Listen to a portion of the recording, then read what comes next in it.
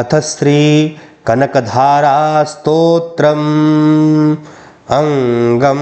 हरेः पुलकभूषणमाश्रयन्ती भृङ्गाङ्गनेव मुकुलाभरणं तमालम् अङ्गीकृताखिलविभूतिरपाङ्गलीला माङ्गल्यदास्तु मम मङ्गलदेवतायाः मुग्धा मुहुर्विदधति वदने मुरारेः प्रेमत्र प्रणिहितानि गतागतानि मालादृशोर्मधुकरेव महोत्पलेया सा मे श्रियं दिशतु सागरसम्भवाया विश्वामरेन्द्रपदविभ्रमदानदक्षम् आनन्दहेतुरधिकं मुरविद्विषोऽपि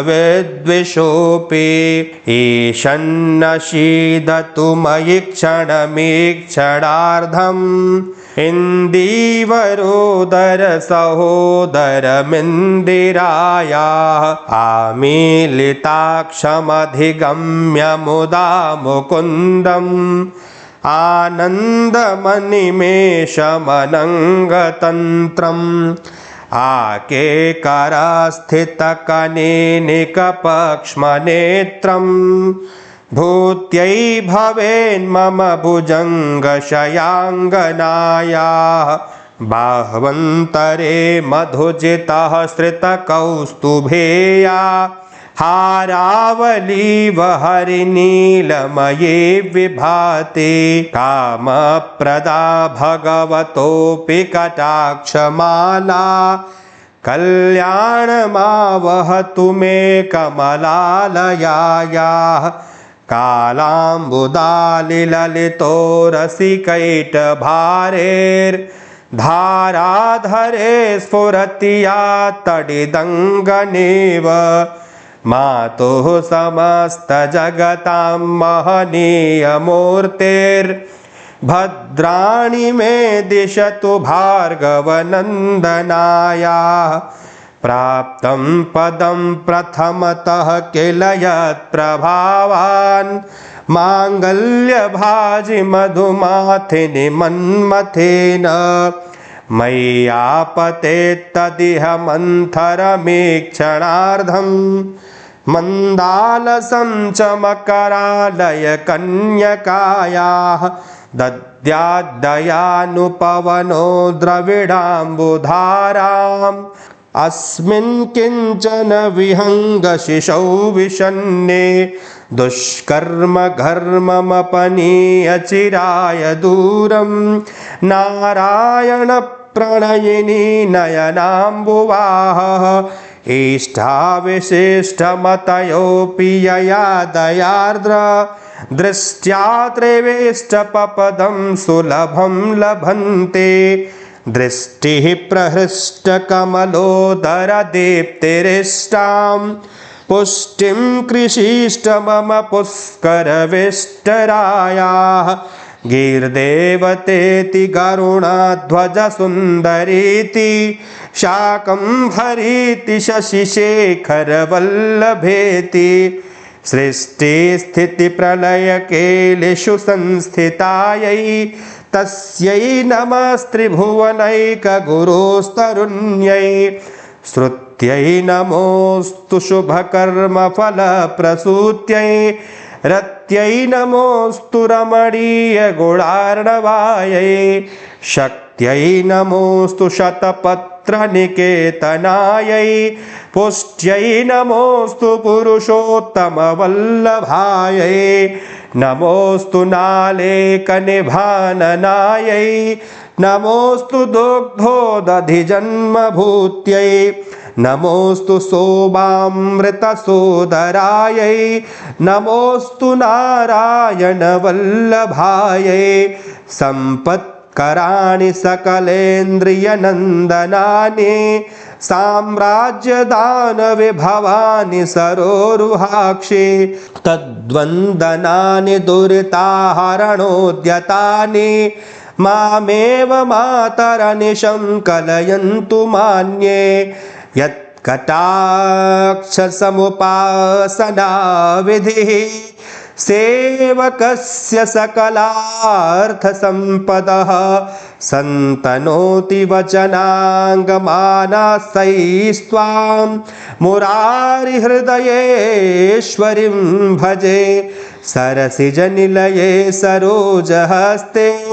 धवलतमांशुकगन्धमाल्यशोभे भगवति हरिवल्लभे मनोज्ञे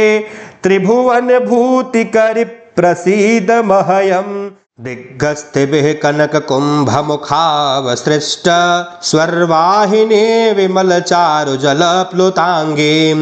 प्रातर्नमामि जगतां जननीमशेष लोकाधिनाथ गृहिणीममृताब्धिपुत्रीं कमले कमलाक्षवल्लभे त्वं करुणापूरतरङ्गितैरपाङ्गैः अवलोकय माम किञ्चनानां प्रथमं पात्रं कृत्रिमं दयायाः स्तुवन्ति ये स्तुतिभिर्मूभिरन्वहं त्रयीमयीं त्रिभुवनमातरं रमां गुणाधिका गुरुतरभाग्यभागिनो भवन्ति ते भुवि बुधभाविताशयाः अंगं हरेः पुलकभूषणमाश्रयन्ति भृङ्गाङ्गनेव मुकुलाभरणं तमालम् अङ्गीकृताखिलविभूतिरपाङ्गलीला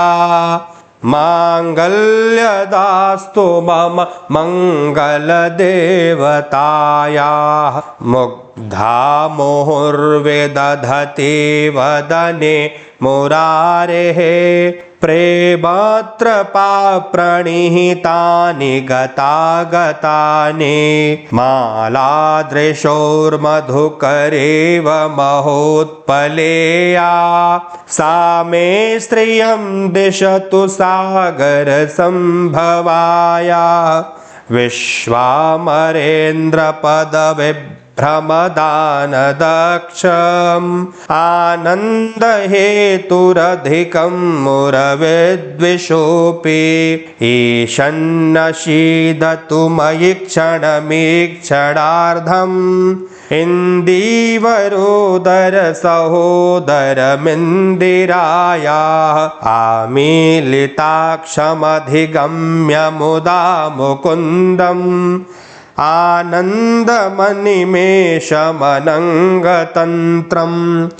आकेकरस्थितकनेनिकपक्ष्मनेत्रम् भूत्यै भवेन्मम भुजङ्गशयाङ्गनायाः बाह्वन्तरे मधुजितः श्रितकौस्तुभेया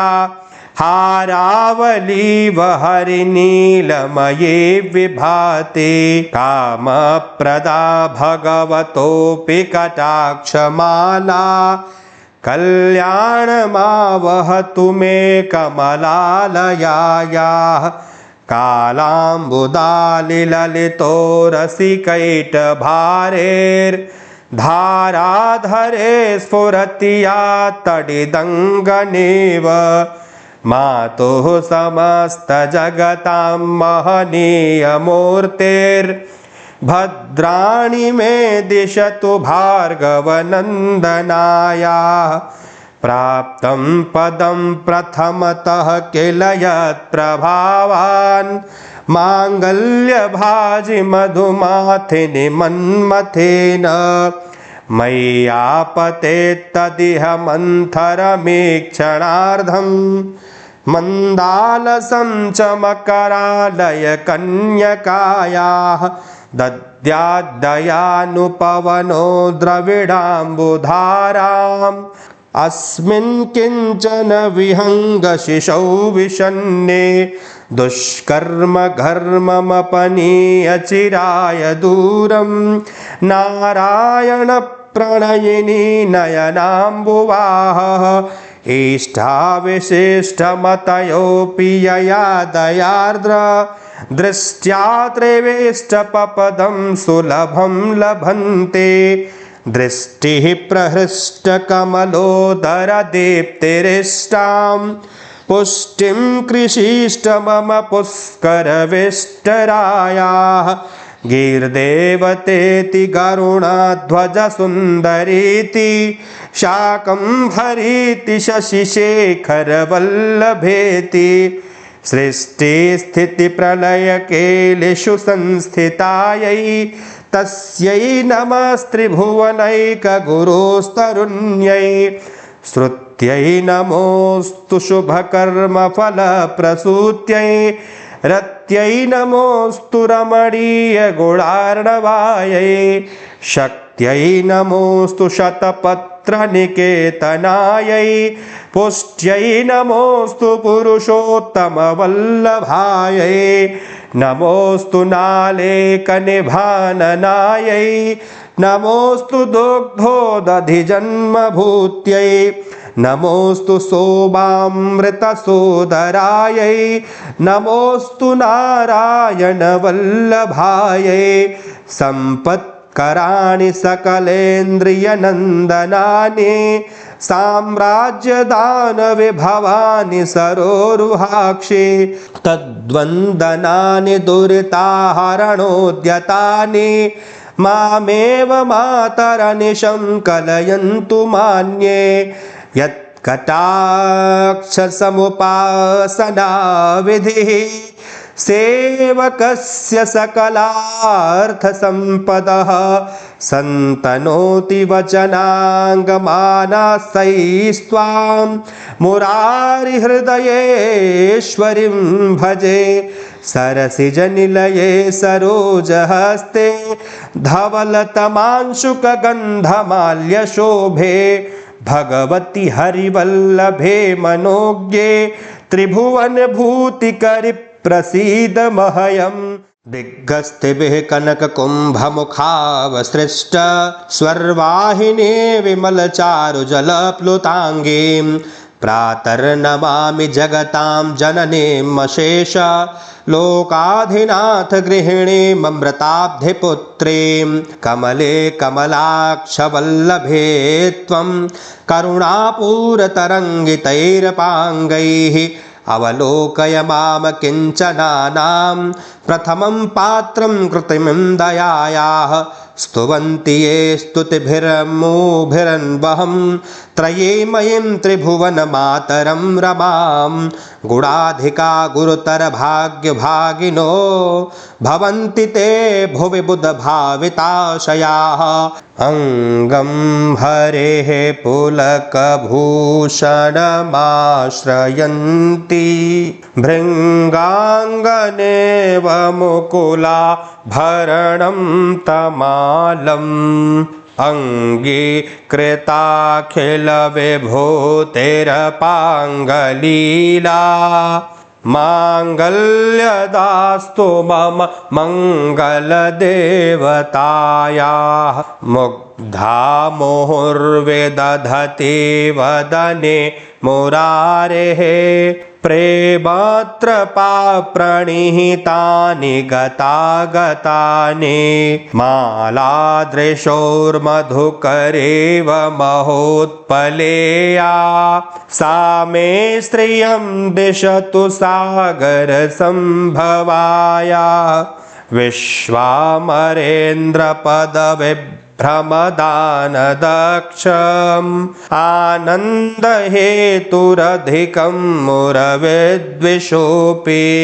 ईशन्नशीदतु मयि क्षणमीक्षणार्धम्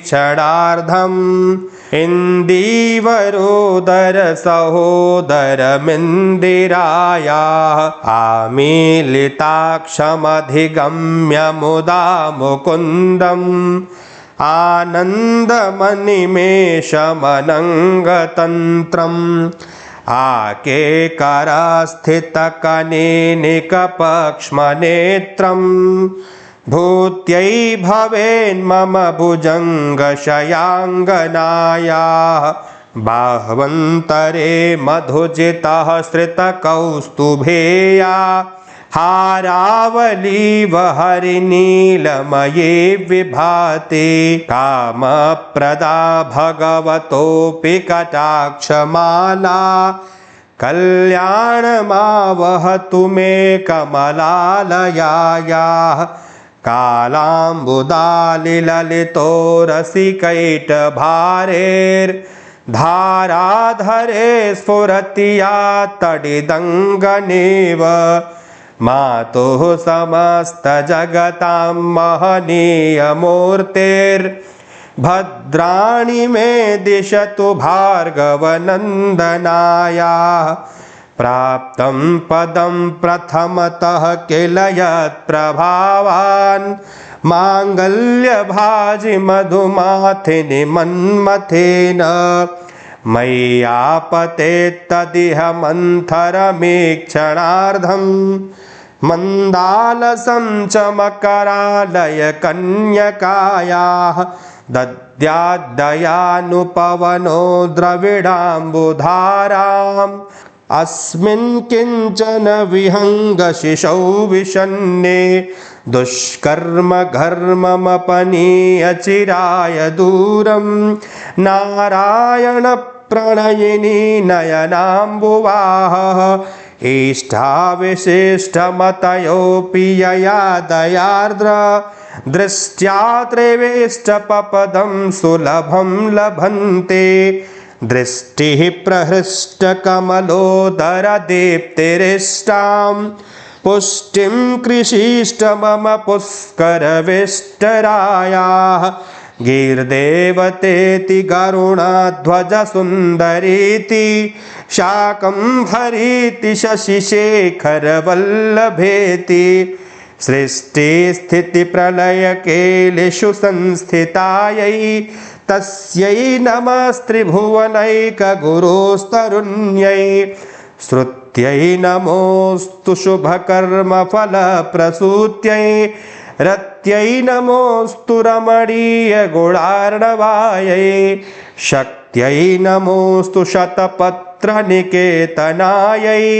पुष्ट्यै नमोऽस्तु पुरुषोत्तमवल्लभायै नमोऽस्तु नालेकनिभाननायै नमोऽस्तु दुग्धोदधिजन्मभूत्यै नमोऽस्तु सोमामृतसोदरायै नमोऽस्तु नारायणवल्लभायै सम्पत्कराणि सकलेन्द्रियनन्दनानि साम्राज्यदानविभवानि सरोरुहाक्षि तद्वन्दनानि दुरिताहरणोद्यतानि मामेव मातरनिशं कलयन्तु मान्ये यत्कटाक्षसमुपासनाविधिः सेवकस्य सकलार्थसम्पदः सन्तनोति वचनाङ्गमानास्तैस्त्वां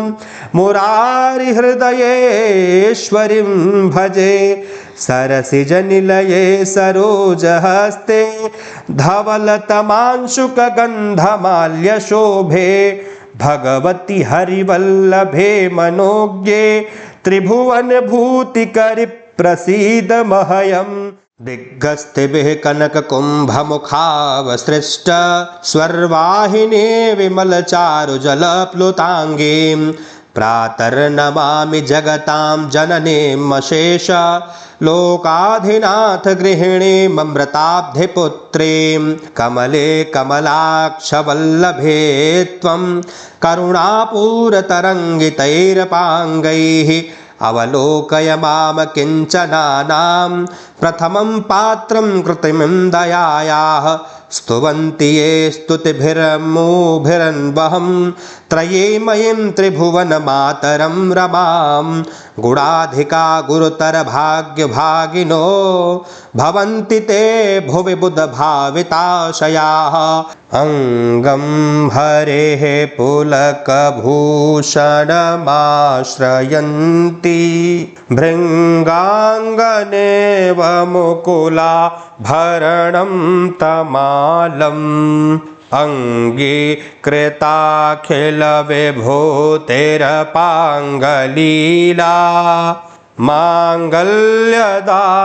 मम मङ्गलदेवतायाः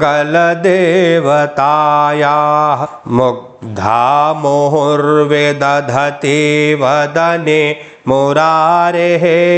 प्रेमत्र प्रणिहितानि गतागतानि मालादृशोर्मधुकरेव महोत्पलेया सा मे श्रियं दिशतु सागरसम्भवाया विश्वामरेन्द्रपदविभ्रमदानदक्षम् आनन्दहेतुरधिकं मुरविद्विषोऽपि ईशन्नशीदतु मयि क्षणमीक्षणार्धम् इन्दीवरोदरसहोदरमिन्दिरायाः आमीलिताक्षमधिगम्य मुदा मुकुन्दम् आनन्दमनिमेषमनङ्गतन्त्रम् आकेकरास्थितकनेनिकपक्ष्मनेत्रम् भूत्यै भवेन्मम भुजङ्गशयाङ्गनायाः बाह्वन्तरे मधुजितः श्रितकौस्तुभेया हारावलीव हरिनीलमये विभाति कामप्रदा भगवतोऽपि कटाक्षमाला कल्याणमावहतु मे कमलालयायाः कालाम्बुदालिललितो रसिकैटभारेर्धाराधरे स्फुरति या तडिदङ्गनेव मातुः समस्तजगतां महनीयमूर्तिर्भद्राणि मे दिशतु भार्गवनन्दनायाः प्राप्तं पदं प्रथमतः किल यत्प्रभावान् माङ्गल्यभाजि मधुमाथिनि मन्मथेन मय्यापतेत्तदिह मन्थरमीक्षणार्धम् मन्दालसं च मकरालय कन्यकायाः दद्याद्दयानुपवनो द्रविडाम्बुधाराम् अस्मिन् किञ्चन विहङ्गशिशौ विषन्ने दुष्कर्म घर्ममपनीय चिराय दूरं नारायण प्रणयिनी नयनाम्बुवाहः इष्टाविशिष्टमतयोऽपि यया दयार्द्र दृष्ट्या त्रिवेष्टपपदं सुलभं लभन्ते दृष्टिः प्रहृष्टकमलोदरदीप्तिरिष्टां पुष्टिं कृषीष्ट मम पुष्करविष्टरायाः गीर्देवतेति गरुणध्वजसुन्दरीति शाकम्भरीति शशिशेखरवल्लभेति सृष्टिस्थितिप्रलयकेलिषु संस्थितायै तस्यै नमस्त्रिभुवनैकगुरोस्तरुण्यै श्रुत्यै नमोऽस्तु शुभकर्मफलप्रसूत्यै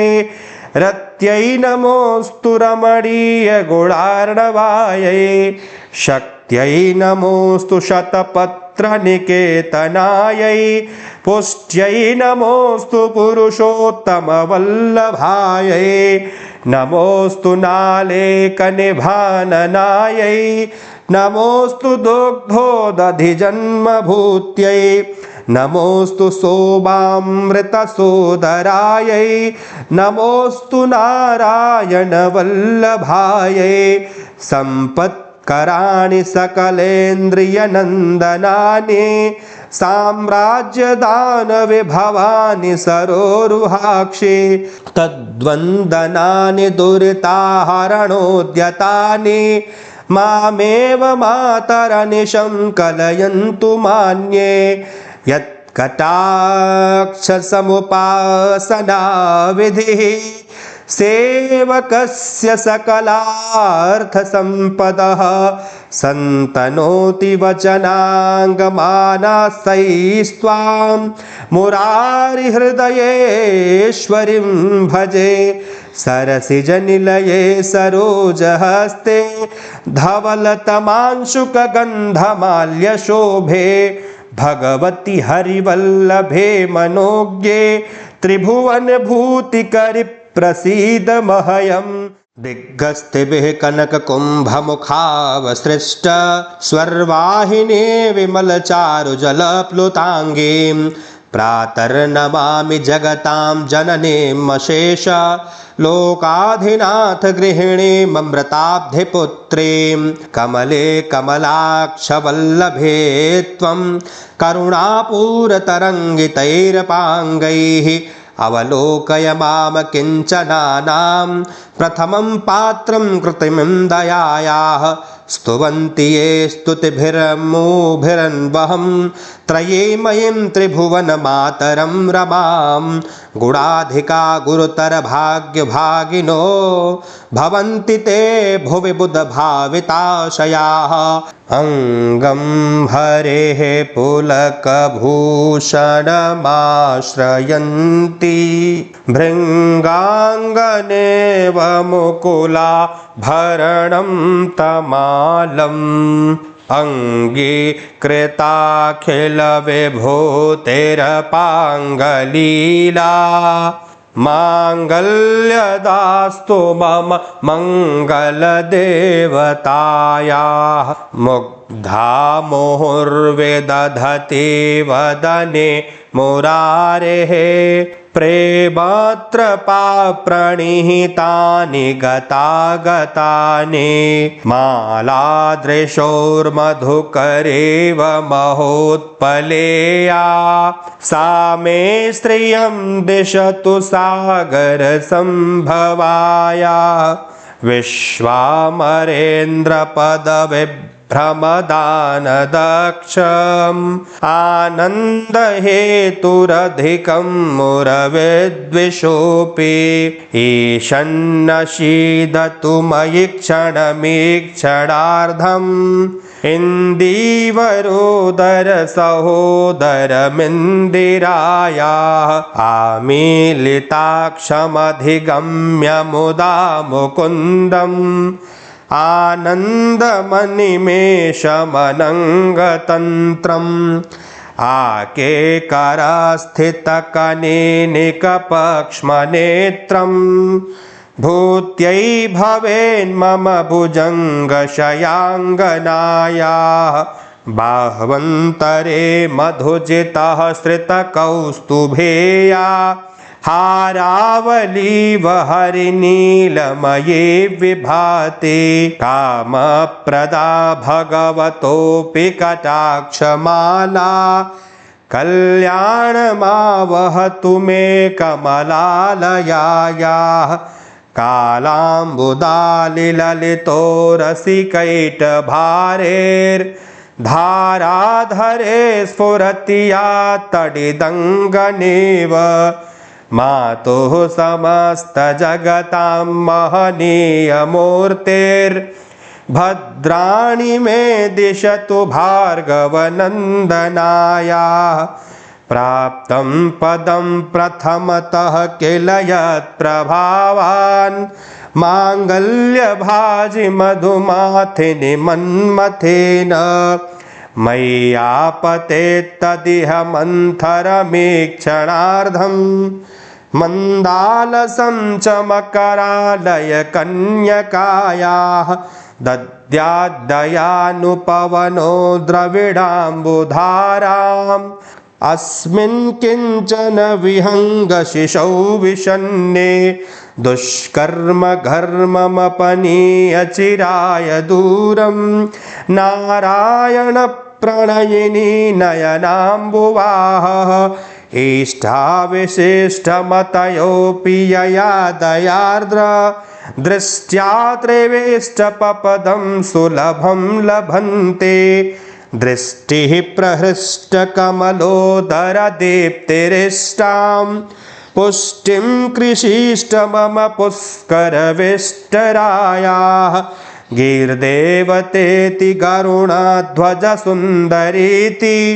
शाकम्भरीति शशिशेखरवल्लभेति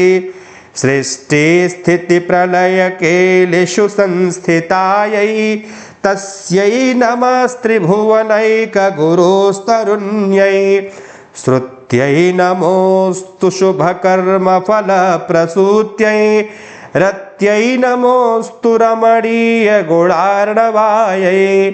शक्त्यै नमोऽस्तु शतपत्रनिकेतनायै पुष्ट्यै नमोऽस्तु पुरुषोत्तमवल्लभायै नमोऽस्तु नालेकनिभाननायै नमोऽस्तु दुग्धोदधिजन्मभूत्यै नमोऽस्तु सोमामृतसोदरायै नमोऽस्तु नारायणवल्लभायै सम्पत्कराणि सकलेन्द्रियनन्दनानि साम्राज्यदानविभवानि सरोरुहाक्षि तद्वन्दनानि दुरिताहरणोद्यतानि मामेव मातरनिशं कलयन्तु मान्ये यत्कटाक्षसमुपासनाविधिः सेवकस्य सकलार्थसम्पदः सन्तनोति वचनाङ्गमानासैस्त्वां मुरारिहृदयेश्वरीं भजे सरसिजनिलये सरोजहस्ते धवलतमांशुकगन्धमाल्यशोभे भगवति हरिवल्लभे मनोज्ञे त्रिभुवनभूतिकरि प्रसीद मह्यम् दिग्गस्तिभिः कनककुम्भमुखावसृष्ट स्वर्वाहिनी विमलचारुजलप्लुताङ्गीं प्रातर्नमामि जगतां जननीमशेष लोकाधिनाथ गृहिणीममृताब्धिपुत्रीं कमले कमलाक्षवल्लभे त्वं करुणापूरतरङ्गितैरपाङ्गैः अवलोकय माम किञ्चनानां प्रथमं पात्रं कृत्रिमं दयायाः स्तुवन्ति ये स्तुतिभिर्मूभिरन्वहं त्रयीमयीं त्रिभुवनमातरं रमां गुणाधिका गुरुतरभाग्यभागिनो भवन्ति ते भुवि बुधभाविताशयाः अङ्गं हरेः पुलकभूषणमाश्रयन्ति भृङ्गाङ्गनेव मुकुलाभरणं तमालम् अङ्गीकृताखिलविभूतिरपाङ्गलीला माङ्गल्यदास्तु मम मङ्गलदेवतायाः मुग्धा मुहुर्विदधति वदने मुरारेः प्रेमत्रपाप्रणिहितानि गतागतानि मालादृशोर्मधुकरेव महोत्पलेया सा मे श्रियं दिशतु सागरसम्भवाया विश्वामरेन्द्रपदविभ्रमदानदक्षम् आनन्दहेतुरधिकं मुरविद्विषोऽपि ईशन्नशीदतु मयि क्षणमीक्षणार्धम् इन्दीवरोदरसहोदरमिन्दिरायाः आमीलिताक्षमधिगम्य मुदा मुकुन्दम् आनन्दमनिमेषमनङ्गतन्त्रम् आकेकरस्थितकनेनिकपक्ष्मनेत्रम् भूत्यै भवेन्मम भुजङ्गशयाङ्गनायाः बाह्वन्तरे मधुजितः श्रितकौस्तुभेया हारावलीव हरिनीलमये विभाते कामप्रदा भगवतोऽपि कटाक्षमाला कल्याणमावहतु मे कमलालयायाः कालाम्बुदालिललितो रसिकैटभारेर्धाराधरे स्फुरति या तडिदङ्गनेव मातुः समस्तजगतां महनीयमूर्तिर्भद्राणि मे दिशतु भार्गवनन्दनायाः प्राप्तं पदं प्रथमतः किल यत्प्रभावान् माङ्गल्यभाजि मधुमाथिनि मन्मथेन मय्यापतेत्तदिह मन्थरमीक्षणार्धं मन्दालसं च मकरालय कन्यकायाः दद्याद्दयानुपवनो द्रविडाम्बुधाराम् अस्मिन् किञ्चन विहङ्गशिशौ विषन्ने दुष्कर्म घर्ममपनीय चिराय दूरं नारायण प्रणयिनी नयनाम्बुवाहः इष्टाविशिष्टमतयोऽपि यया दयार्द्र दृष्ट्या त्रिवेष्टपपदं सुलभं लभन्ते दृष्टिः प्रहृष्टकमलोदरदीप्तिरिष्टां पुष्टिं कृषीष्ट मम पुष्करविष्टरायाः गीर्देवतेति गरुणध्वजसुन्दरीति शाकम्भरीति शशिशेखरवल्लभेति सृष्टिस्थितिप्रलयकेलिषु संस्थितायै तस्यै नमस्त्रिभुवनैकगुरोस्तरुण्यै श्रुत्यै नमोऽस्तु शुभकर्मफलप्रसूत्यै रत्यै नमोऽस्तु रमणीयगुणार्णवायै शक्त्यै नमोऽस्तु शतपत्रनिकेतनायै पुष्ट्यै नमोऽस्तु पुरुषोत्तमवल्लभायै नमोऽस्तु नालेकनिभाननायै नमोऽस्तु दुग्धोदधिजन्मभूत्यै नमोऽस्तु सोमामृतसोदरायै नमोऽस्तु नारायणवल्लभायै सम्पत्कराणि सकलेन्द्रियनन्दनानि साम्राज्यदानविभवानि सरोरुहाक्षि तद्वन्दनानि दुरिताहरणोद्यतानि मामेव मातरनिशं कलयन्तु मान्ये यत्कटाक्षसमुपासनाविधिः सेवकस्य सकलार्थसम्पदः सन्तनोति वचनाङ्गमानसैस्त्वां मुरारिहृदयेश्वरीं भजे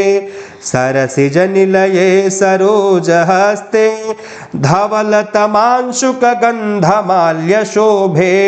भगवति हरिवल्लभे मनोज्ञे त्रिभुवनभूतिकरि प्रसीद मह्यम् दिग्गस्तिभिः कनककुम्भमुखावसृष्ट स्वर्वाहिने विमलचारुजलप्लुताङ्गीं प्रातर्नमामि जगतां जननीमशेष लोकाधिनाथ गृहिणीममृताब्धिपुत्रीं कमले कमलाक्षवल्लभे त्वं करुणापूरतरङ्गितैरपाङ्गैः अवलोकय माम किञ्चनानां प्रथमं पात्रं कृत्रिमं दयायाः स्तुवन्ति ये स्तुतिभिर्मूभिरन्वहं त्रयीमयीं त्रिभुवनमातरं रमां गुणाधिका गुरुतरभाग्यभागिनो भवन्ति ते भुवि बुधभाविताशयाः अङ्गं हरेः पुलकभूषणमाश्रयन्ति भृङ्गाङ्गनेव मुकुला भरणं तमालम् अङ्गीकृताखिलविभूतिरपाङ्गलीला माङ्गल्यदास्तु मम मङ्गलदेवतायाः मुग्धा मुहुर्विदधति वदने मुरारेः प्रेमत्र प्रणिहितानि गतागतानि मालादृशोर्मधुकरेव महोत्पलेया सा मे श्रियं दिशतु सागरसम्भवाया विश्वामरेन्द्रपदविभ्रमदानदक्षम् आनन्दहेतुरधिकं मुरविद्विषोऽपि ईशन्नशीदतु मयि क्षणमीक्षणार्धम्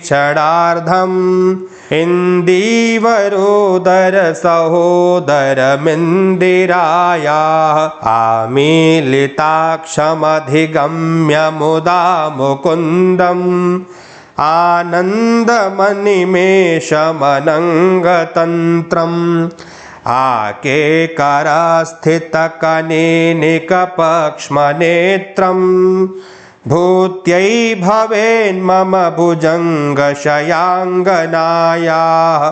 बाह्वन्तरे मधुजितः श्रितकौस्तुभेया हारावलीव हरिनीलमये विभाति कामप्रदा भगवतोऽपि कटाक्षमाला कल्याणमावहतु मे कमलालयायाः कालाम्बुदालिललितो रसिकैटभारेर्धाराधरे स्फुरति या तडिदङ्गनेव मातुः समस्तजगतां महनीयमूर्तिर्भद्राणि मे दिशतु भार्गवनन्दनायाः प्राप्तं पदं प्रथमतः किल यत्प्रभावान् माङ्गल्यभाजि मधुमाथिनि मन्मथेन मय्यापतेत्तदिह मन्थरमीक्षणार्धम् मन्दालसं च मकरालय कन्यकायाः दद्याद्दयानुपवनो द्रविडाम्बुधाराम् अस्मिन् किञ्चन विहङ्गशिशौ विषन्ने दुष्कर्म घर्ममपनीय चिराय दूरं नारायण प्रणयिनी नयनाम्बुवाहः इष्टाविशिष्टमतयोऽपि यया दयार्द्र दृष्ट्या त्रिवेष्टपपदं सुलभं लभन्ते दृष्टिः प्रहृष्टकमलोदरदीप्तिरिष्टां पुष्टिं कृषीष्ट मम पुष्करविष्टरायाः गीर्देवतेति गरुणाध्वजसुन्दरीति शाकम्भरीति शशिशेखरवल्लभेति सृष्टिस्थितिप्रलयकेलिषु संस्थितायै तस्यै नमस्त्रिभुवनैकगुरोस्तरुण्यै श्रुत्यै नमोऽस्तु शुभकर्मफलप्रसूत्यै रत्यै नमोऽस्तु रमणीयगुणार्णवायै शक्त्यै नमोऽस्तु शतपत्रनिकेतनायै पुष्ट्यै नमोऽस्तु पुरुषोत्तमवल्लभायै नमोऽस्तु नालेकनिभाननायै नमोऽस्तु दुग्धोदधिजन्मभूत्यै नमोऽस्तु सोमामृतसोदरायै नमोऽस्तु नारायणवल्लभायै सम्पत्कराणि सकलेन्द्रियनन्दनानि साम्राज्यदानविभवानि सरोरुहाक्षि तद्वन्दनानि दुरिताहरणोद्यतानि मामेव मातरनिशं कलयन्तु मान्ये यत्कटाक्षसमुपासनाविधिः सेवकस्य सकलार्थसम्पदः सन्तनोति वचनाङ्गमानसैस्त्वां मुरारिहृदयेश्वरीं भजे सरसिजनिलये सरोजहस्ते धवलतमांशुकगन्धमाल्यशोभे भगवति हरिवल्लभे मनोज्ञे त्रिभुवनभूतिकरि प्रसीद मह्यम् दिग्गस्तिभिः कनककुम्भमुखावसृष्ट स्वर्वाहिनी विमलचारुजलप्लुताङ्गीं प्रातर्नमामि जगतां जननीमशेष लोकाधिनाथ गृहिणीममृताब्धिपुत्रीं कमले कमलाक्षवल्लभे त्वं करुणापूरतरङ्गितैरपाङ्गैः अवलोकय माम किञ्चनानां प्रथमं पात्रं कृत्रिमं दयायाः स्तुवन्ति ये स्तुतिभिरमूभिरन्वहं त्रयीमयीं त्रिभुवनमातरं रमां गुणाधिका गुरुतरभाग्यभागिनो भवन्ति ते भुवि बुधभाविताशयाः अङ्गं हरेः पुलकभूषणमाश्रयन्ति भृङ्गाङ्गनेव मुकुलाभरणं तमालम् अङ्गीकृताखिलविभूतिरपाङ्गलीला माङ्गल्यदास्तु मम मङ्गलदेवतायाः मुग्धा मुहुर्विदधति वदने मुरारेः प्रेमत्र प्रणिहितानि गतागतानि मालादृशोर्मधुकरेव महोत्पलेया सा मे श्रियं दिशतु सागरसम्भवाया विश्वामरेन्द्रपदविभ्रमदानदक्षम् आनन्दहेतुरधिकं मुरविद्विषोऽपि ईशन्नशीदतु मयि क्षणमीक्षणार्धम् इन्दीवरोदरसहोदरमिन्दिरायाः आमीलिताक्षमधिगम्य मुदा मुकुन्दम् आनन्दमनिमेषमनङ्गतन्त्रम्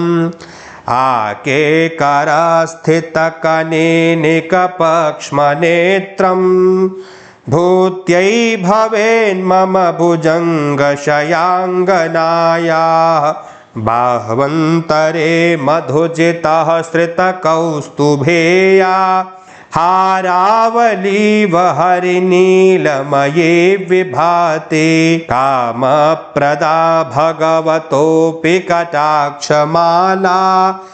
कल्याणमावहतु मे कमलालयायाः कालाम्बुदालिललितो रसिकैटभारेर्धाराधरे स्फुरति या तडिदङ्गनेव मातुः समस्तजगतां महनीयमूर्तिर्भद्राणि मे दिशतु भार्गवनन्दनायाः प्राप्तं पदं प्रथमतः किल यत्प्रभावान् माङ्गल्यभाजि मधुमाथिनि मन्मथेन मय्यापतेत्तदिह मन्थरमीक्षणार्धम् मन्दालसं च मकरालय कन्यकायाः दद्याद्दयानुपवनो द्रविडाम्बुधाराम् अस्मिन् किञ्चन विहङ्गशिशौ विषन्ने दुष्कर्म घर्ममपनीय चिराय दूरं नारायण प्रणयिनी नयनाम्बुवाः इष्टाविशिष्टमतयोऽपि यया दयार्द्र दृष्ट्या त्रिवेष्टपपदं सुलभं लभन्ते दृष्टिः प्रहृष्टकमलोदरदीप्तिरिष्टां पुष्टिं कृषीष्ट मम पुष्करविष्टरायाः गीर्देवतेति गरुणध्वजसुन्दरीति शाकम्भरीति शशिशेखरवल्लभेति सृष्टिस्थितिप्रलयकेलिषु संस्थितायै तस्यै नमस्त्रिभुवनैकगुरोस्तरुण्यै श्रुत्यै नमोऽस्तु शुभकर्मफलप्रसूत्यै रत्यै नमोऽस्तु रमणीयगुणार्णवायै शक्त्यै नमोऽस्तु शतपत्रनिकेतनायै पुष्ट्यै नमोऽस्तु पुरुषोत्तमवल्लभायै नमोऽस्तु नालेकनिभाननायै नमोऽस्तु दुग्धोदधिजन्मभूत्यै नमोऽस्तु सोमामृतसोदरायै नमोऽस्तु नारायणवल्लभायै सम्पत्कराणि सकलेन्द्रियनन्दनानि साम्राज्यदानविभवानि सरोरुहाक्षि तद्वन्दनानि दुरिताहरणोद्यतानि मामेव मातरनिशं कलयन्तु मान्ये यत्कटाक्षसमुपासनाविधिः सेवकस्य सकलार्थसम्पदः सन्तनोति वचनाङ्गमानासैस्त्वां मुरारिहृदयेश्वरीं भजे सरसिजनिलये सरोजहस्ते धवलतमांशुकगन्धमाल्यशोभे भगवति हरिवल्लभे मनोज्ञे त्रिभुवनभूतिकरि प्रसीद मह्यम् दिग्गस्तिभिः कनककुम्भमुखावसृष्ट स्वर्वाहिनी विमलचारुजलप्लुताङ्गीं प्रातर्नमामि जगतां जननीमशेष लोकाधिनाथ गृहिणीममृताब्धिपुत्रीं कमले कमलाक्षवल्लभे त्वं करुणापूरतरङ्गितैरपाङ्गैः अवलोकय माम किञ्चनानां प्रथमं पात्रं कृत्रिमं दयायाः स्तुवन्ति ये स्तुतिभिर्मूभिरन्वहं त्रयीमयीं त्रिभुवनमातरं रमां गुणाधिका गुरुतरभाग्यभागिनो भवन्ति ते भुवि बुधभाविताशयाः अङ्गं हरेः पुलकभूषणमाश्रयन्ति भृङ्गाङ्गनेव मुकुलाभरणं तमालम् अङ्गीकृताखिलविभूतिरपाङ्गलीला माङ्गल्यदास्तु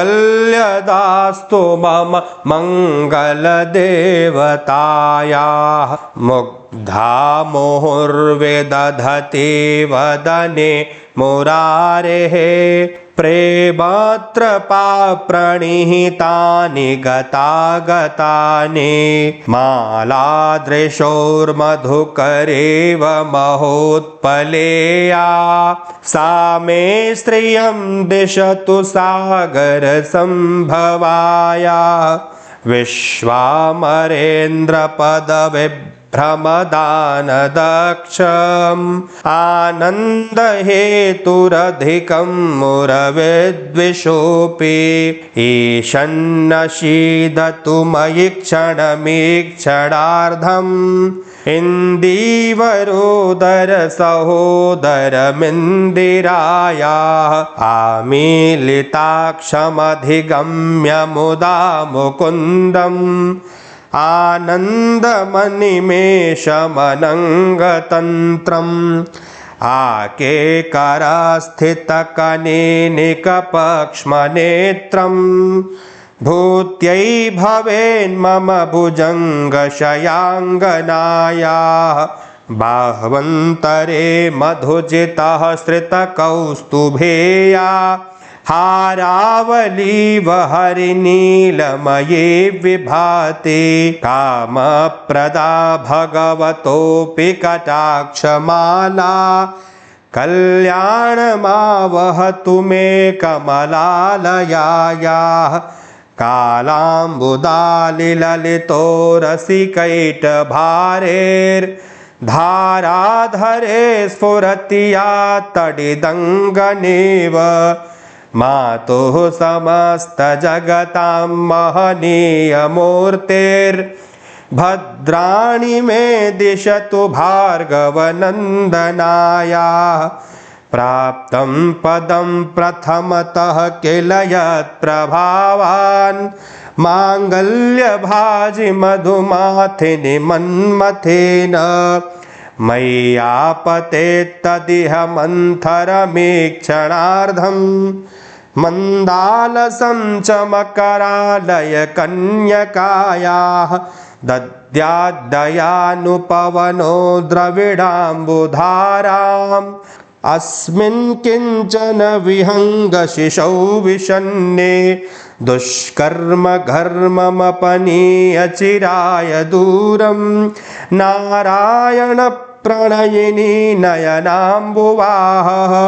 इष्टाविशिष्टमतयोऽपि यया दयार्द्र दृष्ट्या त्रिवेष्टपपदं सुलभं लभन्ते दृष्टिः प्रहृष्टकमलोदरदीप्तिरिष्टां पुष्टिं कृषीष्ट मम पुष्करविष्टरायाः गीर्देवतेति गरुणध्वजसुन्दरीति शाकम्भरीति शशिशेखरवल्लभेति सृष्टिस्थितिप्रलयकेलिषु संस्थितायै तस्यै नमस्त्रिभुवनैकगुरोस्तरुण्यै श्रुत्यै नमोऽस्तु शुभकर्मफलप्रसूत्यै रत्यै नमोऽस्तु रमणीयगुणार्णवायै शक्त्यै नमोऽस्तु शतपत्रनिकेतनायै पुष्ट्यै नमोऽस्तु पुरुषोत्तमवल्लभायै नमोऽस्तु नालेकनिभाननायै नमोऽस्तु दुग्धोदधिजन्मभूत्यै नमोऽस्तु सोमामृतसोदरायै नमोऽस्तु नारायणवल्लभायै सम्पत्कराणि सकलेन्द्रियनन्दनानि साम्राज्यदानविभवानि सरोरुहाक्षि तद्वन्दनानि दुरिताहरणोद्यतानि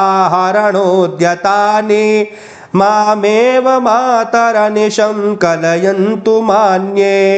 यत्कटाक्षसमुपासनाविधिः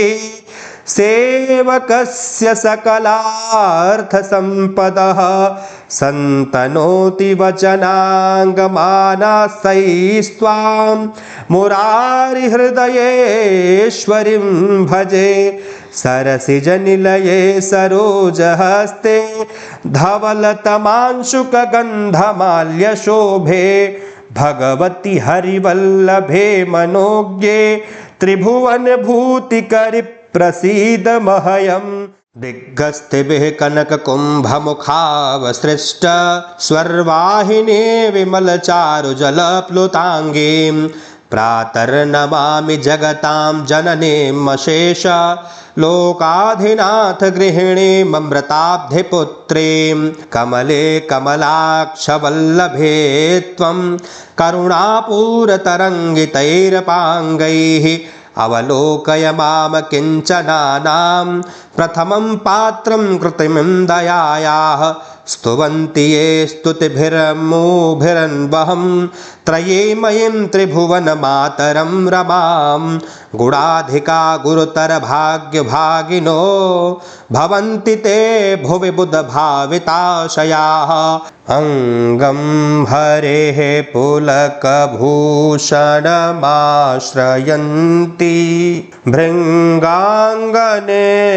मुकुलाभरणं तमालम्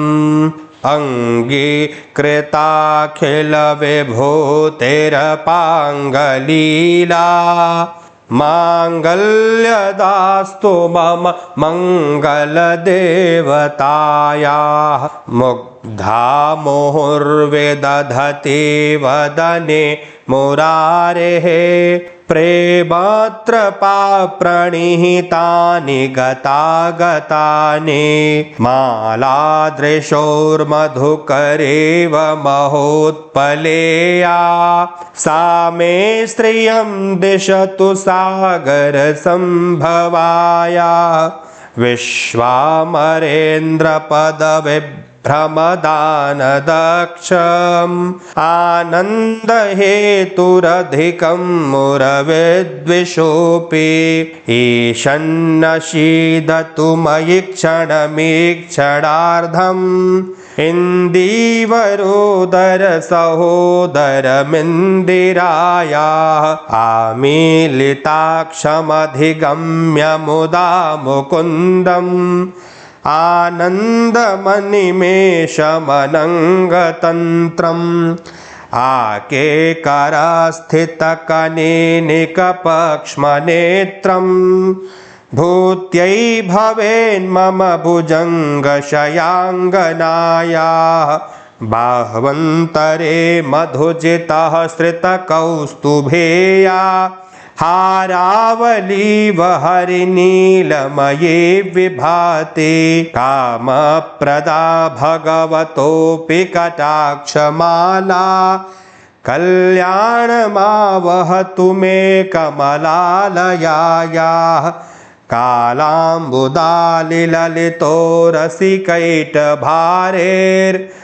कालाम्बुदालिललितोरसिकैटभारेर्धाराधरे स्फुरति या तडिदङ्गनेव मातुः समस्तजगतां महनीयमूर्तिर्भद्राणि मे दिशतु भार्गवनन्दनायाः प्राप्तं पदं प्रथमतः किल यत्प्रभावान् माङ्गल्यभाजि मधुमाथिनि मन्मथेन मय्यापतेत्तदिह मन्थरमीक्षणार्धम् मन्दालसं च मकरालय कन्यकायाः दद्याद्दयानुपवनो द्रविडाम्बुधाराम् अस्मिन् किञ्चन विहङ्गशिशौ विषन्ने दुष्कर्म घर्ममपनीय चिराय दूरं नारायण प्रणयिनी नयनाम्बुवाहः इष्टाविशिष्टमतयोऽपि यया दयार्द्र दृष्ट्या त्रिवेष्टपपदं सुलभं लभन्ते दृष्टिः प्रहृष्टकमलोदरदीप्तिरिष्टां पुष्टिं कृषीष्ट मम पुष्करविष्टरायाः गीर्देवतेति गरुणध्वजसुन्दरीति शाकम्भरीति शशिशेखरवल्लभेति सृष्टिस्थितिप्रलयकेलिषु संस्थितायै तस्यै नमस्त्रिभुवनैकगुरोस्तरुण्यै श्रुत्यै नमोऽस्तु शुभकर्मफलप्रसूत्यै रत्यै नमोऽस्तु रमणीयगुणार्णवायै शक्त्यै नमोऽस्तु शतपत्रनिकेतनायै पुष्ट्यै नमोऽस्तु पुरुषोत्तमवल्लभायै नमोऽस्तु नालेकनिभाननायै नमोऽस्तु दुग्धोदधिजन्मभूत्यै नमोऽस्तु सोमामृतसोदरायै नमोऽस्तु नारायणवल्लभायै सम्पत्कराणि सकलेन्द्रियनन्दनानि साम्राज्यदानविभवानि सरोरुहाक्षि तद्वन्दनानि दुरिताहरणोद्यतानि मामेव मातरनिशं कलयन्तु मान्ये यत्कटाक्षसमुपासनाविधिः सेवकस्य सकलार्थसम्पदः सन्तनोति वचनाङ्गमानास्तैस्त्वां मुरारिहृदयेश्वरीं भजे सरसिजनिलये सरोजहस्ते धवलतमांशुकगन्धमाल्यशोभे भगवति हरिवल्लभे मनोज्ञे त्रिभुवनभूतिकरि प्रसीद मह्यम् दिग्गस्तिभिः कनककुम्भमुखावसृष्ट स्वर्वाहिने विमलचारुजलप्लुताङ्गीं प्रातर्नमामि जगतां जननीमशेष लोकाधिनाथ गृहिणीममृताब्धिपुत्रीं कमले कमलाक्षवल्लभे त्वं करुणापूरतरङ्गितैरपाङ्गैः अवलोकय माम किञ्चनानां प्रथमं पात्रं कृत्रिमं दयायाः स्तुवन्ति ये स्तुतिभिर्मूभिरन्वहं त्रयीमयीं त्रिभुवनमातरं रमां गुणाधिका गुरुतरभाग्यभागिनो भवन्ति ते भुवि बुधभाविताशयाः अङ्गं हरेः पुलकभूषणमाश्रयन्ति भृङ्गाङ्गनेव मुकुला भरणं तमालम् अङ्गीकृताखिलविभूतिरपाङ्गलीला माङ्गल्यदास्तु मम मङ्गलदेवतायाः मुग्धा मुहुर्विदधति वदने मुरारेः प्रेमत्र प्रणिहितानि गतागतानि मालादृशोर्मधुकरेव महोत्पलेया सा मे श्रियं दिशतु सागरसम्भवाया विश्वामरेन्द्रपदविभ्रमदानदक्षम् आनन्दहेतुरधिकं मुरविद्विषोऽपि ईशन्नशीदतु मयि क्षणमीक्षणार्धम् इन्दीवरोदरसहोदरमिन्दिरायाः आमीलिताक्षमधिगम्य मुदा मुकुन्दम् आनन्दमनिमेषमनङ्गतन्त्रम् आकेकरास्थितकनेनिकपक्ष्मनेत्रम् भूत्यै भवेन्मम भुजङ्गशयाङ्गनायाः बाह्वन्तरे मधुजितः श्रितकौस्तुभेया हारावलीव हरिनीलमये विभाति कामप्रदा भगवतोऽपि कटाक्षमाला कल्याणमावहतु मे कमलालयायाः कालाम्बुदालिललितो रसिकैटभारेर्धाराधरे स्फुरति या तडिदङ्गनेव मातुः समस्तजगतां महनीयमूर्तिर्भद्राणि मे दिशतु भार्गवनन्दनायाः प्राप्तं पदं प्रथमतः किल यत्प्रभावान् माङ्गल्यभाजि मधुमाथिनि मन्मथेन मय्यापतेत्तदिह मन्थरमीक्षणार्धम् मन्दालसं च मकरालय कन्यकायाः दद्याद्दयानुपवनो द्रविडाम्बुधाराम् अस्मिन् किञ्चन विहङ्गशिशौ विषन्ने दुष्कर्म घर्ममपनीय चिराय दूरं नारायण प्रणयिनी नयनाम्बुवाहः इष्टाविशिष्टमतयोऽपि यया दयार्द्र दृष्ट्या त्रिवेष्टपपदं सुलभं लभन्ते दृष्टिः प्रहृष्टकमलोदरदीप्तिरिष्टां पुष्टिं कृषीष्ट मम पुष्करविष्टरायाः गीर्देवतेति गरुणध्वजसुन्दरीति शाकम्भरीति शशिशेखरवल्लभेति सृष्टिस्थितिप्रलयकेलिषु संस्थितायै तस्यै नमस्त्रिभुवनैकगुरोस्तरुण्यै श्रुत्यै नमोऽस्तु शुभकर्मफलप्रसूत्यै रत्यै नमोऽस्तु रमणीयगुणार्णवायै शक्त्यै नमोऽस्तु शतपत्रनिकेतनायै पुष्ट्यै नमोऽस्तु पुरुषोत्तमवल्लभायै नमोऽस्तु नालेकनिभाननायै